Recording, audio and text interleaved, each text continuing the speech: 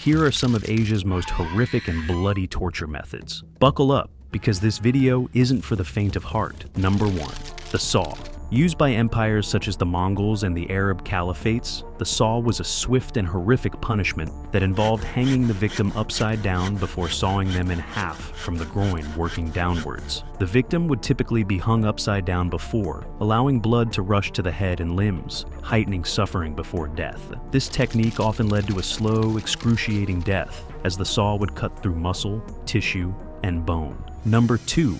Scaphism. Scaphism, an ancient Persian method of torture and execution, involved floating victims on stagnant water, covered in honey and milk. The mixture attracted insects and other vermin that slowly consumed the victim, causing a slow and agonizing death. This gruesome method of execution, practiced during the 5th and 4th centuries BCE, highlights the brutal and inventive ways in which historical societies inflicted suffering on those condemned to die. Number 3. Zanji. The Zanji finger crusher was a Chinese instrument of torture consisting of small sticks strung together with cords that would be placed around the fingers and gradually pulled. The agonizing pain of having your fingers crushed would usually be used to force confessions in imperial China. Usually used on women, finger crushing was seen as a legal and non-lethal torture method that could be used to quickly force confessions, making criminal women easier to convict. Number 4. Jagun. For men, a more painful and brutal device was used. The Jagun ankle crusher was an even more brutal instrument of torture, consisting of 3 wooden boards that were connected with cords. After being placed around the suspect's feet, the cords would be gradually pulled, causing the boards to slowly crush the victim's legs, causing agonizing pain, broken bones, and sometimes permanent damage. Number 5. Lingchi, translated as death by 1,000 cuts. Lingchi was a torture and execution method used in ancient China that involved using a knife to methodically remove portions of the body over an extended period of time. The victim would first be bound to a wooden post before the executioner began making small incisions across the body. Next, they would begin severing chunks of flesh from the arms, thighs, or chest, being careful to ensure the victim did not die to prolong their suffering. As the torture progressed, the victim would eventually be left with their muscles removed, face disfigured, and slowly bleeding out over the course of hours or even days. Number 6. Gunga Rao. Also known as elephant execution, Gunga Rao was a method of capital punishment and torture that was used in India and Southeast Asia. Asian elephants were used to crush, dismember, and torture captives during public executions. The animals were trained to either kill victims immediately or to torture them slowly over a prolonged period, targeting specific parts of the victim's body, destroying their limbs, or slowly crushing them to death. The practice was eventually suppressed by the European colonial powers that colonized the region in the 18th and 19th centuries. Number 7. Tiger bench. The tiger bench is a brutal and agonizing torture technique that has been used in China for centuries, with cases continuing to appear in the modern day. When using the bench, torturers will first bind their victims on a bench with their legs stretched and tied in front of them. Wooden blocks or bricks are then added under the legs to apply agonizing levels of pressure to the knees and legs. As more blocks are added, the victim's knees or legs are forced higher, adding pressure and hyperextending the legs. If continued for long enough, the device will eventually break the legs, shatter the knees, crush muscles, and potentially cause irreversible damage. Number 8. Bataan Death March.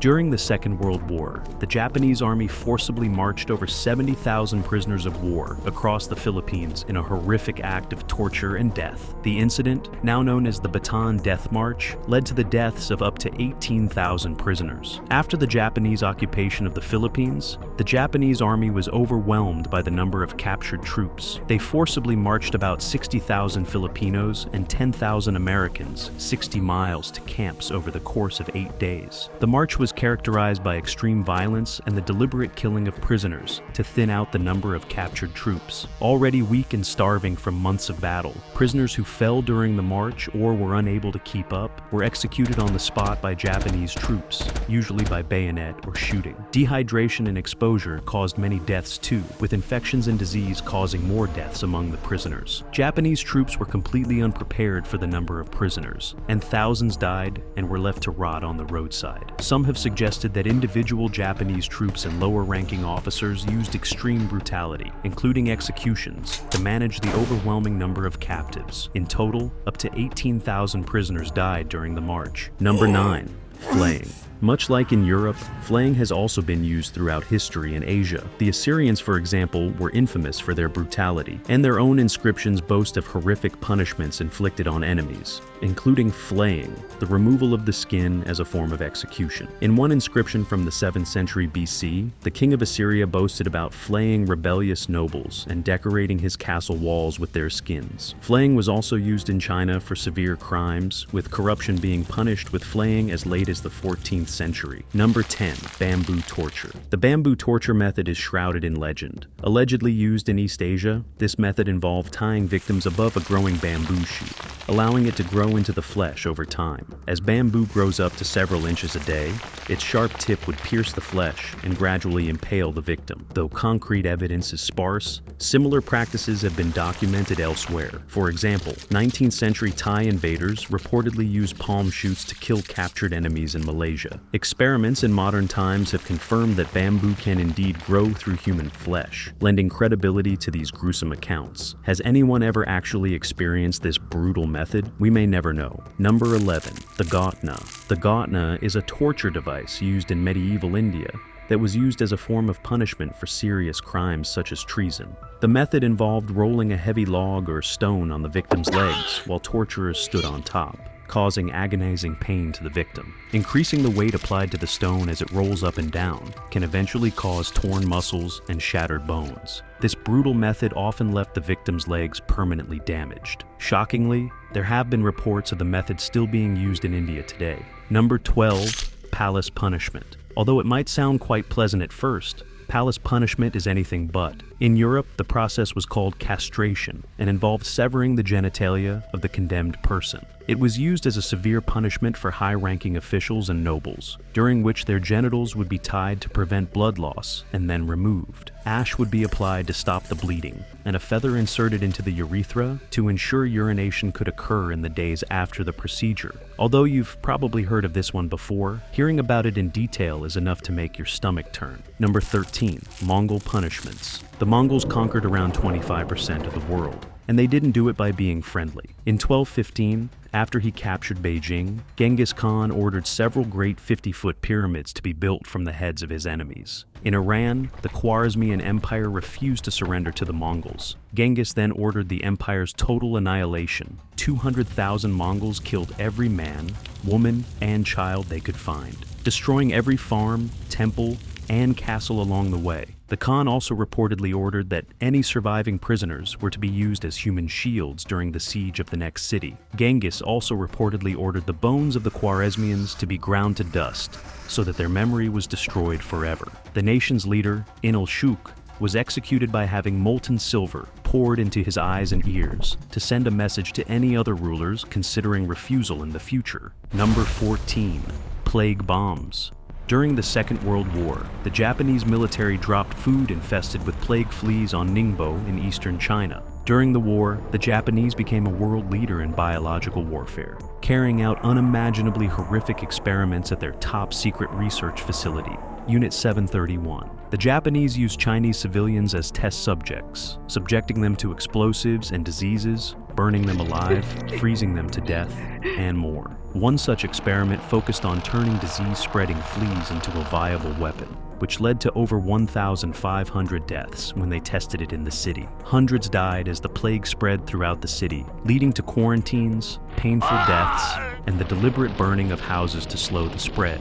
Unit 731 remains one of the most horrific and secretive locations from the war. The number of people who died at the facility will never be known due to the destruction of records, and there were no survivors of the facility. Number 15. Kook Ki Kai. Kook Ki Kai, also called the Chicken Poop Prison, is a former prison in central Thailand built by the French in 1893. Used to imprison resistance fighters, the prison consisted of a ground floor where the prisoners were kept, with a chicken coop above them separated by a perforated roof. Throughout their stay in the already horrific prison, inmates would be constantly defecated on by the chickens above. This humiliating and revolting form of torture could lead to sickness and infection, polluting the eyes and mouths of the prisoners suffering below. below. Thankfully, the tower was abandoned after the French withdrew in 1904.